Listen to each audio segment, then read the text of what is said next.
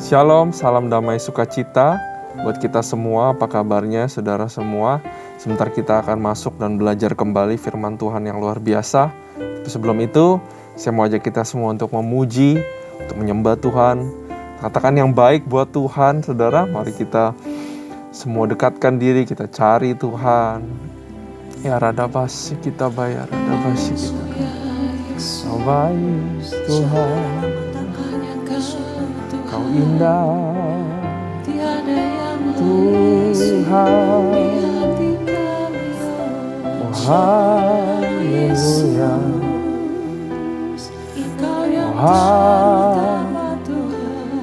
haleluya,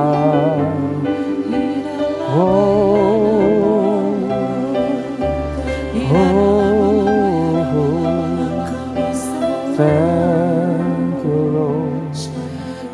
Terima kasih, oh baik, oh baik.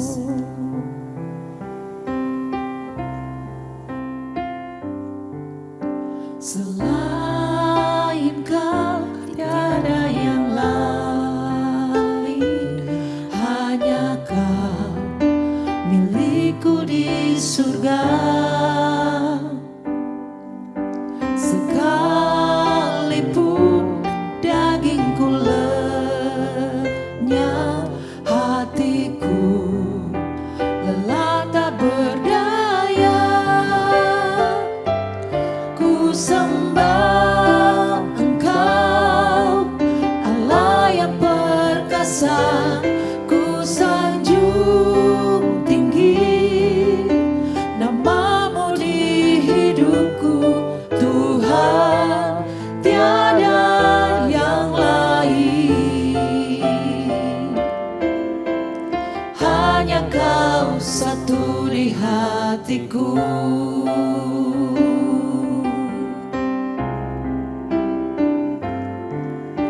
Selain Kau tiada yang lain, hanya Kau milikku di surga. Sekalipun dagingku lenyap, hatiku lelah tak berdaya. Sembah Engkau, Allah yang perkasa. Ku sanjung tinggi namamu di hidupku, Tuhan, tiada yang lain. Hanya Kau satu di hatiku. Sembah Engkau, Allah yang perkasa. Ku sanjung tinggi namamu di hidupku, Tuhan, tiada yang lain. Hanya Kau satu di hatiku.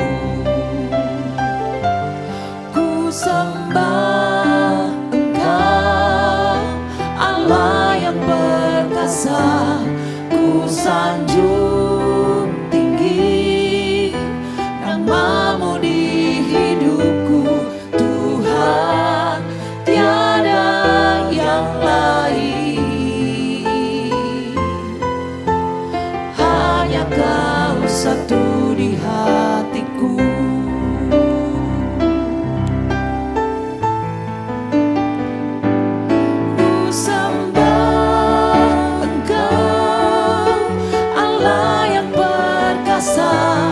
Ku sanjung tinggi namamu di hidupku, Tuhan, tiada yang lain. Hanya Kau satu di hatiku. Ku sembah Engkau, Allah yang perkasa. Ku sanjung tinggi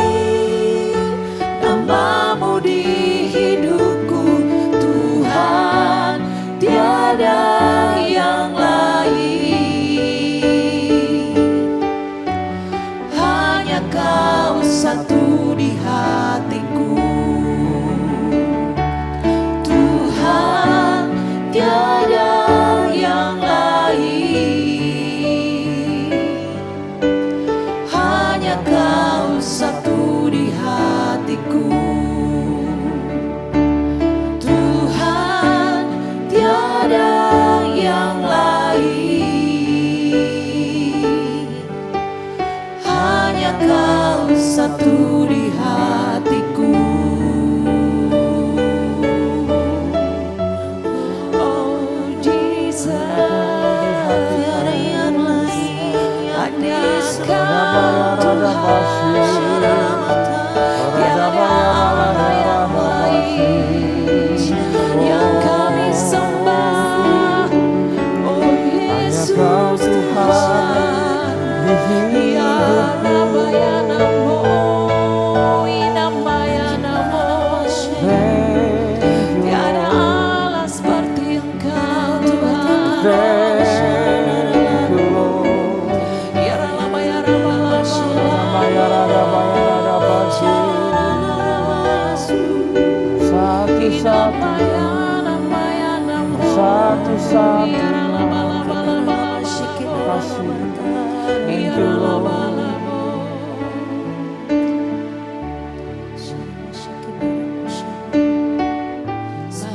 satu-satunya yang ku andalkan, satu-satunya yang ku percaya.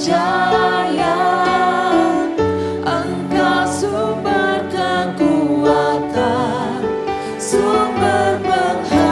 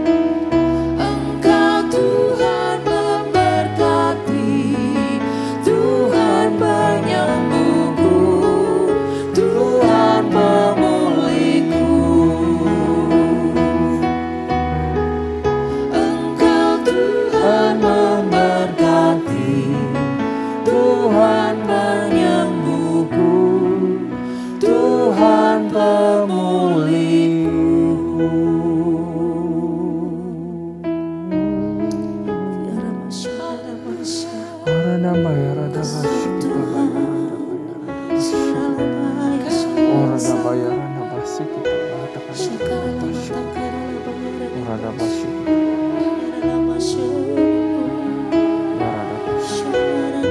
Thank you, Jesus.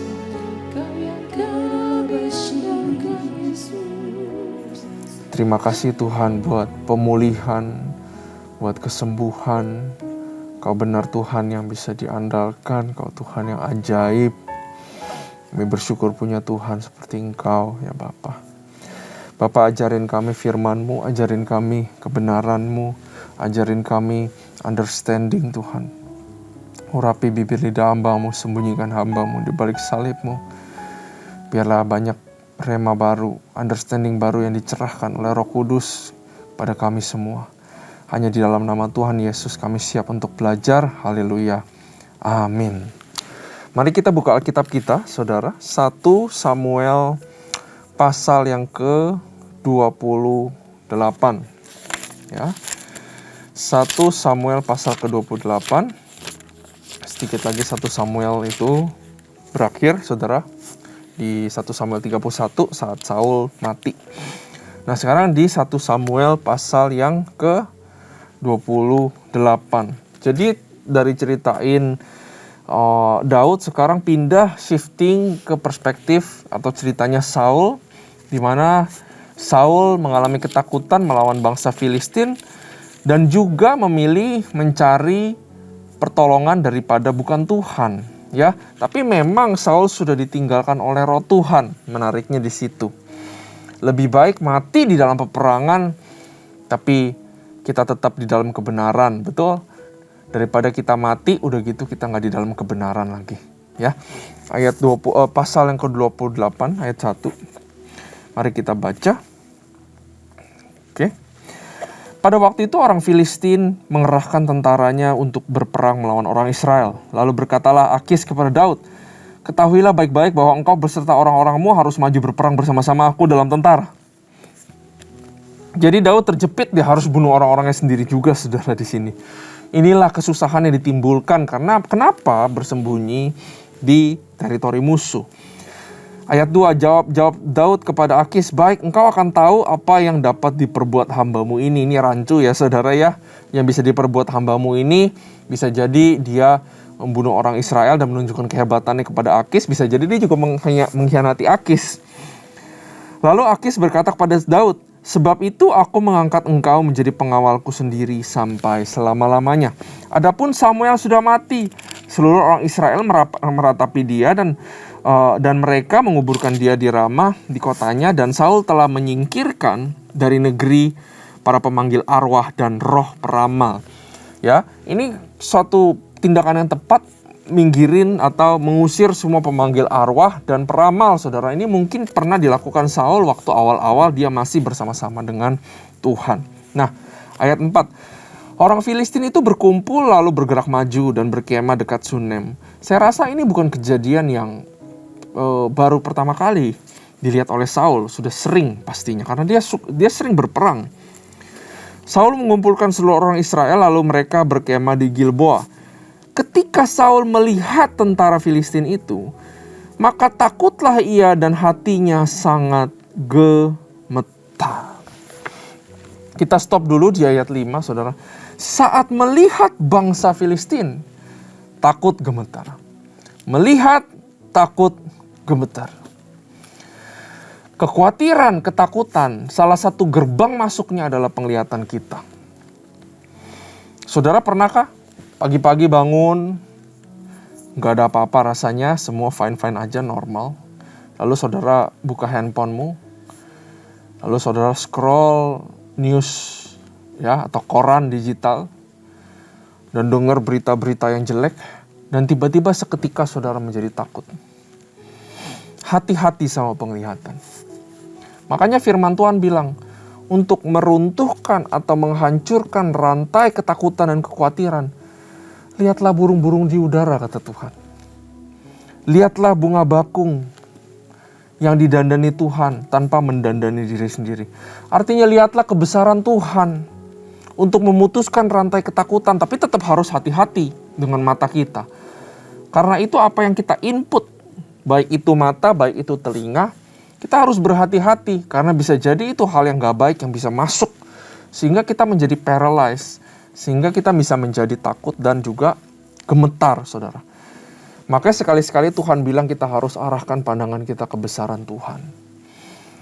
Mungkin saudara berkata, Pastor boro-boro lihat burung. Saya aja udah pusing lihat tagihan. Saya aja udah pusing lihat cicilan. Bisa apa enggak selesai cicilan? Saya juga ngalamin itu, saudara.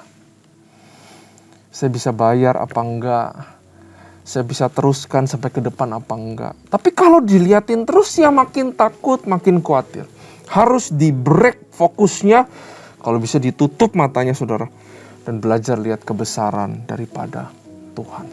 Ya, ini ada sedikit makna, saudara, tentang yang namanya kekhawatiran. Ayat 6. Dan Saul bertanya lagi kepada Tuhan dan bertanya kepada Tuhan, tetapi Tuhan tidak menjawab dia, baik dengan mimpi, baik dengan urim, baik dengan perantaraan para nabi. Nah, Saul, kalau di dalam ambisinya dan di dalam keteledoran dia, di dalam kesalahan dia nggak tanya Tuhan waktu mempersembahkan korban sendiri. Udah disuruh Tuhan, dia nggak taat, saudara. Akibatnya karena ketidaktaatan dia ditinggalkan oleh Roh Tuhan. Ya. Nah, tapi dari ayat 6 ini kita belajar bahwa kita seringkali mirip kayak Saul. Bahwa kita baru nanya puasa saat kita ada butuhnya. Ya. Tuhan bukan objek. Tuhan bukan, atau gereja bukan tempat pesugihan di mana kita datang waktu kita butuh, saudara. Tapi marilah saya ajak kita semua untuk daily berjalan sama Tuhan. Senantiasa punya habits, kebiasaan untuk bertanya kepada Tuhan. Senantiasa jalan sama Dia.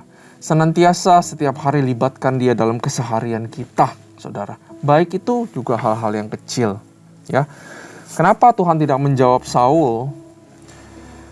Ya, Tuhan tidak menjawab dia dengan apapun, tidak dijawab. Ya, jawabannya ada di Mazmur 66 ayat 18. Seandainya ada niat jahat dalam hati, tentulah Tuhan tidak mau mendengar, saudara. Ya, seandainya ada niat jahat dalam hati, tentulah Tuhan tidak mau mendengar. Ini dari Daud. Maka itu introspeksi lagi dalam hati. Jangan-jangan di dalam doa kita ada niat jahat. Ada niat tersembunyi, kenapa kita minta itu di hadapan Tuhan sehingga Tuhan tidak mendengarkan. Amin, saudara. Nah, mari kita lanjut. Ayat ke-7. Lalu berkatalah Saul kepada para pegawainya, carilah bagiku seorang perempuan yang sanggup mengambil arwah, maka aku hendak pergi kepadanya dan meminta petunjuk padanya. Para pegawainya menjawab dia, di Endor ada seorang perempuan yang sanggup memanggil arwah. Yang tadinya diusir, sekarang Saul yang ke situ. Lalu menyamarlah, makanya dia menyamar. Ia dengan 2 orang, ketika mereka pada waktu malam sampai kepada perempuan itu, berkatalah Saul, kenapa harus malam-malam ya, supaya nggak ketahuan. Dan juga dipercaya kalau malam-malam itu spiritual yang yang di luar daripada Tuhan itu sedang gencar-gencar, jadi bisa benefit Saul. Berkatalah Saul, cobalah engkau menenung bagiku dengan perantaraan arwah, dan panggillah supaya muncul kepadaku orang yang kusebut kepadamu. Tetapi perempuan itu menjawabnya, tentu engkau mengetahui apa yang diperbuat Saul, bahwa ia telah melenyapkan dari dalam negeri para pemanggil arwah dan roh peramal. Mengapa engkau memasang jerat terhadap nyawaku untuk membunuh aku? Dikirain dia merasa terancam karena karena Saul itu dia kan nyamar, nggak ketahuan, tapi disuruh orang ini melakukan kegiatan magicnya, gitu. Makanya dia takut. Ayat 10, lalu bersumpahlah Saul kepadanya, demi Tuhan katanya, demi Tuhan yang hidup, tidak akan ada kesalahan tertimpa kepadamu karena perkara ini. Sesudah itu bertanyalah perempuan itu, siapakah yang harus kupanggil supaya muncul kepadamu? Jawabnya, panggillah Samuel supaya muncul kepadaku. Saudara, kadang kita nggak bisa bergantung sama masa lalu loh. Saul mencari jawaban masa kini daripada masa lalu. Kita nggak bisa menjawab hari ini karena masa lalu kita. Apalagi masa lalu kita yang penuh dengan kemenangan. Betul? Kadang-kadang juga nggak etis loh, saudara, untuk kamu tolong aku dong, dulu aku pernah tolong kamu. Itu untuk mengajarkan kita untuk bergantung saja kepada Tuhan. Betul? Orang Kristen begitu. Kita menolong orang, mungkin orang berhutang sama kita. Tapi Tuhan gak pernah berhutang sama kita, bukan? Kita tolong orang, Tuhan balas kita. Utangnya lunas sebetulnya. Tapi kadang kita suka, dulu kan saya tolong kamu. Kita cari yang masa lalu untuk menolong kita di masa sekarang. Padahal di masa sekarang dan masa terus ke depannya, ada Tuhan, saudara.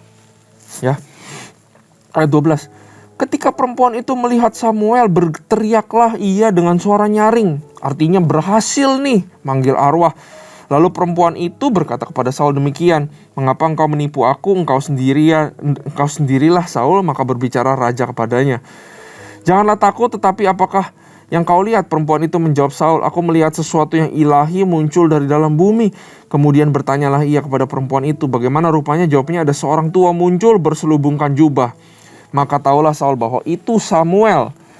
Lalu berlututlah ia dengan mukanya sampai ke tanah dan sujud menyembah. Sesudah itu bicaralah Samuel kepada Saul, mengapa engkau mengganggu aku dengan memanggil aku muncul? Kata Saul, aku sangat dalam keadaan kejepit. Orang Filistin berperang melawan aku dan Allah telah undur daripadaku. Ia tidak menjawab aku lagi, baik dengan perantara nabi maupun dengan mimpi. Sebab itu aku memanggil engkau supaya engkau memberitahukan kepadaku apa yang harus kuperbuat.